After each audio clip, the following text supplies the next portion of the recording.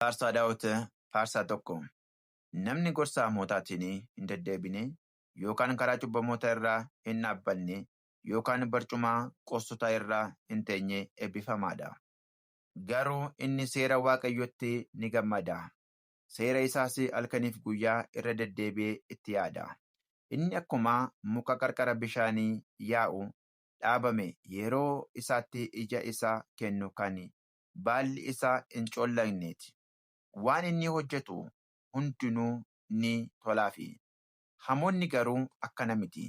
Isaan akka habaqii qilleensaan fudhatamee balleessuuti. Kanaafuu hamoonni murtii dura yookaan cubbamoonni waldaa qajeeltotaa keessaa hin dhaabbatani. Waaqayyo karaa qajeeltotaa ni beekaati. Karaan hamootaa garuu badiitti isaan geessa. Faarsaa 2. Namoonni maaliif akkanumaan maltu? Saboonnis maaliif wanta akkanumaan mari'attu?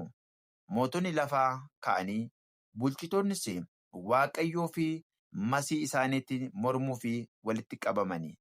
Isaanis koottaa foncaa isaanii ofirraatti kukkunna. Hidhaa isaaniis ofirraa hiiknee ganna jedhu. Inni samii keessaa teessoo isaa irra taa'ee jiru ni kolfaa. Gooftaanis isaanitti qoosaa. Innis aarii isaatiin isaan ifataa.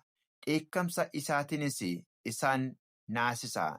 Innis ani tulluu koo qulqulluu irraa, xiyyoo irraa mootii koo taasifadheera jedha. Ani seera Waaqayyoon nan labsa. Innis akkana naan jedhe. Ati ilma kooti. Ani har'aa si dhalcheera. Na kadhadhu. Ani saboota handaara lafaas qabeenya kee godhee siifan kenna. Ati ulee sibiilaatiin isaan cabsita. Akka qodaa supheettis isaan hurreessita. Kanaafuu yaa mootota qalbeeffadhaa. Bulchitoonni lafaas of eeggadhaa. Sodaadhaan Waaqayyoon tajaajilaa. Halkan hoolichaanis gammadaa. Akka inni hin aarreef isinis akka karaa irratti hin banneef ilma isaa dhugaadhaan dheekkamsi isaa dafee boba'aati. Warri isatti kooluu galan hunduu eebbifamoodha. Faarsaa 3. Faarfannaa Daawit yeroo inni ilma isaa Abesaaloom jalaa baqatettee faarfate. Yaa Waaqayyo, diinonni koo akkam baay'atu. Baay'een natti ka'aniiru. Namoonni baay'een Waaqni isaa isa hin baraaru jedhani. Waa'ee koo dubbatu. Yaa Waaqayyo, ati garuu naannoo kootti gaachana kooti. Ulfina kootis mataa koos kan ol qabdu suma. Ani guddisee Waaqayyotti nan iyyadha. Innis tulluu isaa irra qulqulluu irraa deebii naa kenna. Ani nan ciisa nan rafas. Waaqayyo waan ol na qabuuf nan dammaqa. Saba kumaatamaan qixa hundumaa ka'ee na marsa. Ani hin sodaadhu. Yaa Waaqayyo ka'i. Yaa Waaqa koo na baraari. Mangaagaa diinota kootii hundumaa rukuti. Ilkaan hamootaa illee caccabsi. Fayyinni kan Waaqayyooti. Eebbi kee saba kee irratti haa roobu. Faarsaa 4. Dura bu'aa faarfattootaatii fi faarfannaa Daawit kan baganaadhaan faarfatamu. Yaa Waaqayyo, Waaqa qajeelummaa kooti. Yommuu ani si waammadhutti deebii naa kenni. Ati yeroo rakkinaa kootii na boqochiista. Araara kee na buusi. Kadhannaa koos dhaga'i. Yaa ilmaan namootaa, isin hamma yoomitti ulfina koo gara salphinaatti deebiftu? Isin hamma yoomitti waan faayidaa hin qabne jaallattanii soba barbaaddu? Isin akka Waaqayyo warra isaaf bulanii ofii isaatiif addaan baafatee beeka. Waaqayyo yommuu ani isa waammadhutti na dhaga'a. Yeroo aarattanitti cubbuu hin hojjetinaa. Yommuu siree keessan irra jiraattanii garaa keessan keessatti yaada callisaas. Aarsaa qajeelummaadhaa dhiyeessaa. Waaqayyoonis amanadhaa. Namoonni eenyutu waan gaarii nu argisiisaa jedhan baay'eedha. Yaa Waaqayyo, ifni fuula keetii nurratti haa ifu. Gammachuu isaanii yeroo wayinii isaanii baay'atutti argatan caalaa ati garaa koo gammachuu guddaadhaan guuttetta. Ani nagaadhaan nan ciisa, nan rafas. Yaa Waaqayyo, si qofaatu sodaa malee na jiraachisaati. Faarsaa 5 faarfannaa Daawit kan ululleedhaan faarfatamu. Yaa Waaqayyo, gurra kee dubbii kootti qabi. Aduu koo illee naa hubadhu. Yaa mootii koo, siif Waaqa koo, iyyaa ani gargaarsaaf iyyadhu dhaggeeffadhu. Ani sin kadhadhaatii. Yaa Waaqayyo, ganamaan sagalee koo ni dhageessaa. Anis ganamaan kadhata koo fuula kee duratti nan dhiyeessaa. Abdiidhaanis nan eeggadha. Ati Waaqa hamminaatti gammadu miti. Hamminnis si wajjiniin hin jiraatu. Of tuultonni fuula kee dura dhaabbachuu hin danda'ani. Atis warra jal'ina hojjetan hundaa ni jibbita. Ati warra soba dubbatan ni balleessita. Waaqayyo warra dhiigaa dheebotanii fi warra nama gowwoomsan ni xiyyeeffata. Ani garuu araara kee baay'ee sanaan mana keetti ol nan gala. Siin sodaachuudhaanis gadi jedhee gara mana qulqullummaa kee qulqulluu sanatti garagalee nan sagada. Yaa Waaqayyo, sababii diinota kootiif jedhiitii qajeelummaa keetiin na dura bu'i. Karaa kees fuula koo duratti naa qajeelchi. Dubbiin afaan isaaniitii ba'u tokko iyyuu hin amanamu. Garaan isaanii badiinsa guutameera. Laagaan isaanii awwaala banamaadha. Arraba isaaniitiin ni sobu. Yaa Waaqayyo, yakkitoota ta'uu isaanii isaanitti beeksisi. Daba isaatiinis isaanii haa kufani. Baay'ina cubbuutiinis isaan balleessi. Isaan sitti fincilaniiruuti. Warri kooluu sitti galani hundinuu garuu haa gammadani. Bara baraanis gammachuudhaan haa faarfatani. Akka warri maqaa kee jaallatan sitti gammadaniitti ati eegumsa kee isaan irraa diriirsi.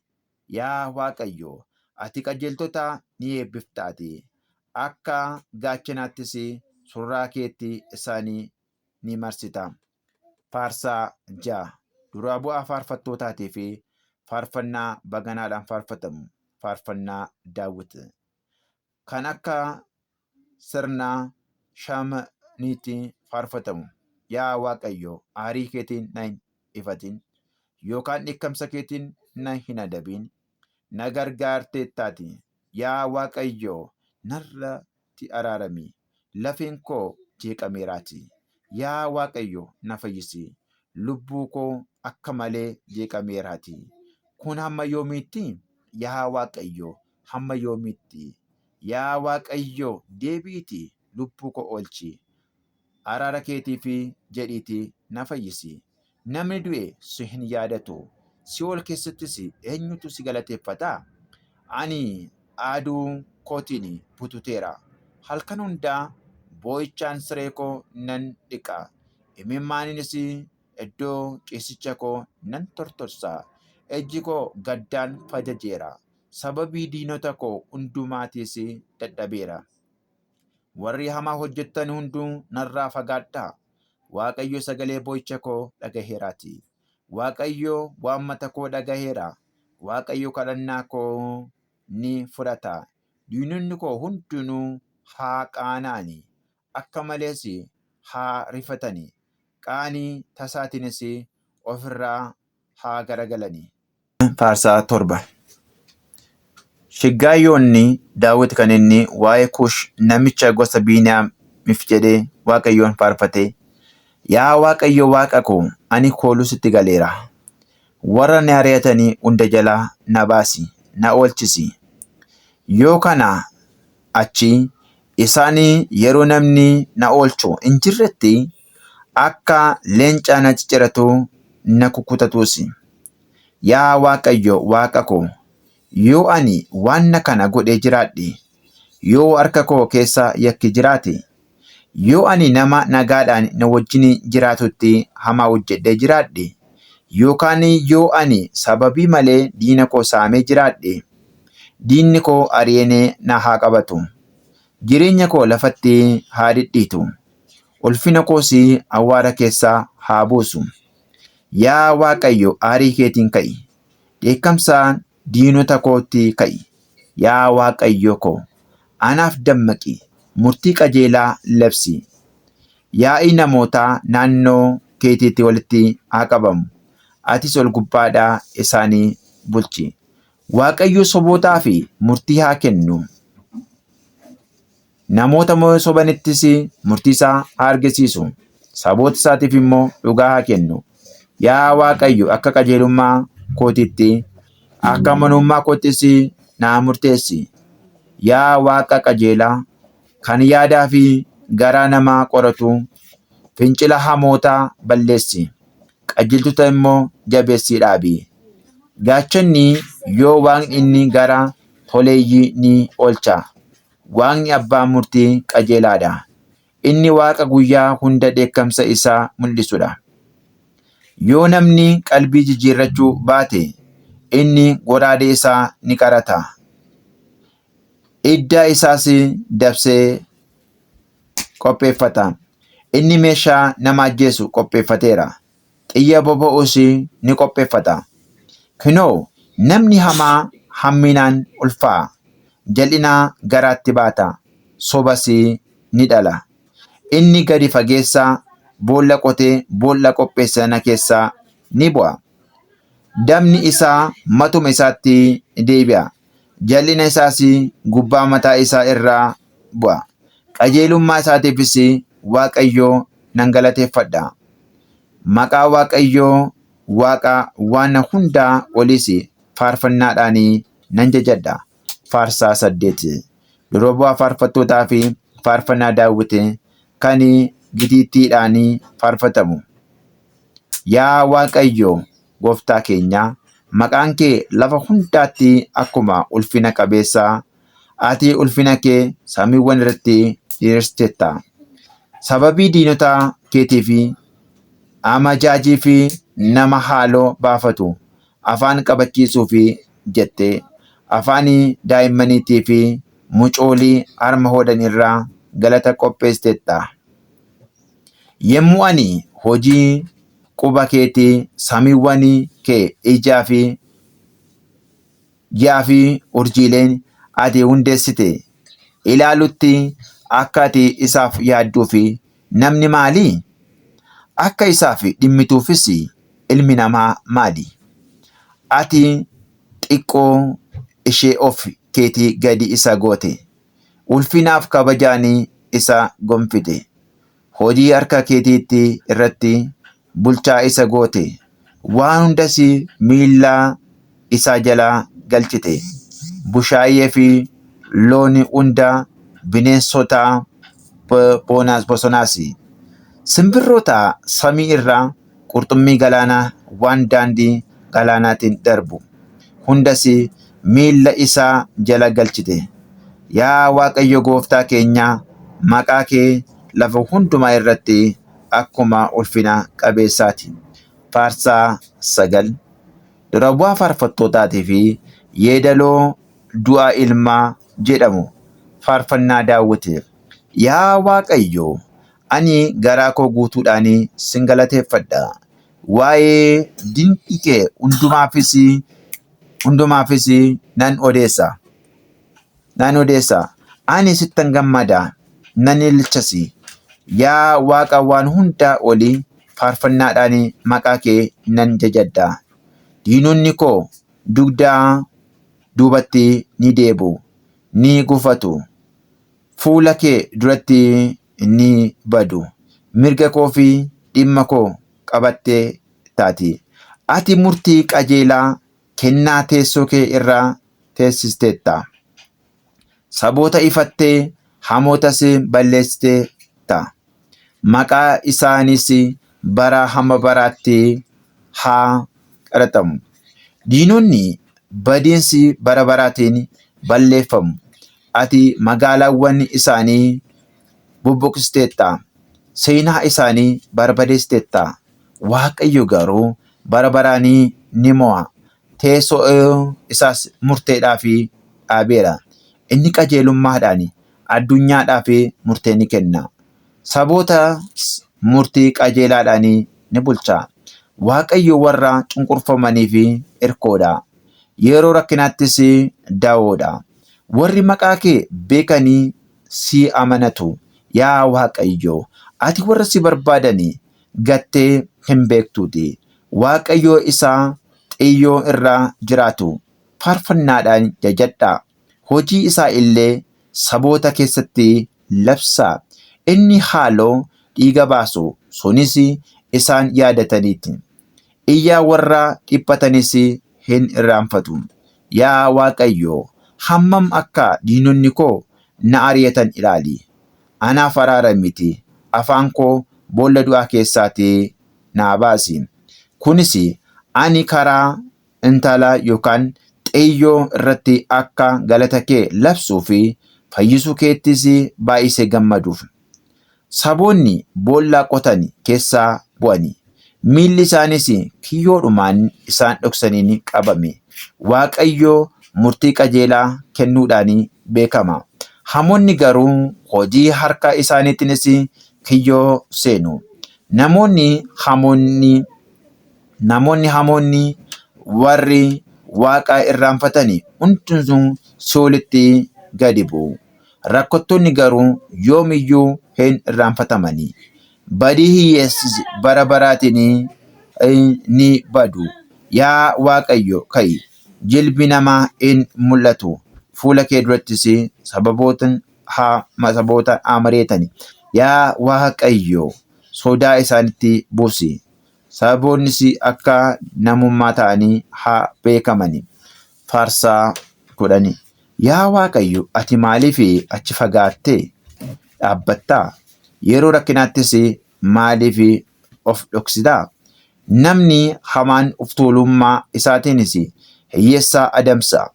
Inni maalummaa maltuun haa qabamu. Namni hamaan hawwii isaatiinis of jaja. Ofittoo ni eebbisa. Waaqayyo immoo ni arrabsa. Namni hamaan sababii of tuuluuf Waaqa hin barbaadu. Yaada isaa hundumaa keessaas Waaqni hin jiru. Karaan isaa yeroo hundaa ni milkaa'a.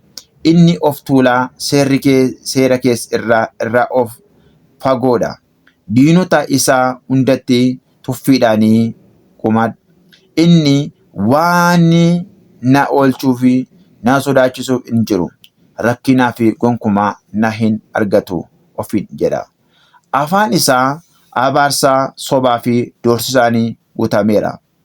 Dabaa fi hamminaan arraba isaa jala jiru. Inni gandoota keessatti riphee eeggata. Iddoo dhokataattis warra yakka hin qabne ajjeesa. Ija isaatiinis hiyyeeyyii gaada. Akka leencaa dagalee isaa keessatti riphee eeggata. Hiyyeessa qabachuudhaaf dhokatee eeggata. Hiyyeessa qabatee kiyyoo isaatiin harkifata. Hiyyeessi sunis ni caccaba. Gadi of qabas. Humna nama hammaa jalattis ni kufa. Innis Waaqa irraanfateera. Fuula isaas dhokfateera. Gonkumaa hin argu ofiin jedha. Yaa Waaqayyo ka'i.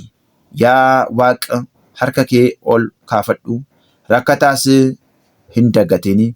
Namni hamaan maaliif Waaqa arrabsaa? Maaliifis garaa isaatti inni waan kana na hin gaafatu jedha? Yaa Waaqa, ati garuu rakkinaa fi gadadaa warra miidhamanii ni argita. Harka keetiinis gatii baafta. Deegaan dabarsee isatti of kenna. Ati ijoollee abbaa hin qabnee fi gargaarsadha. Irree nama hamaatii fi jalaa cabsi. Hamaa hamminni isaa dhumee dadhabutti hammin isaatiin isaa gaafadhu. Waaqayyo bara baraanii hamma bara baraatti mootiidha. Ormoonni lafa isaa irraa ni barbaadu. Yaa Waaqayyo, ati hawwii rakkattootaa ni dhageessa. Isaan jabeessita. Iyya isaanii illee ni dhageeffatta. Kunis akka namni kiyyoo irraa uume sichi isaan hin cunqurfamani. Ati ijoollee abbaa hin qabnee fi cunqurfamtootaa fi akka abbaati galan nyaata.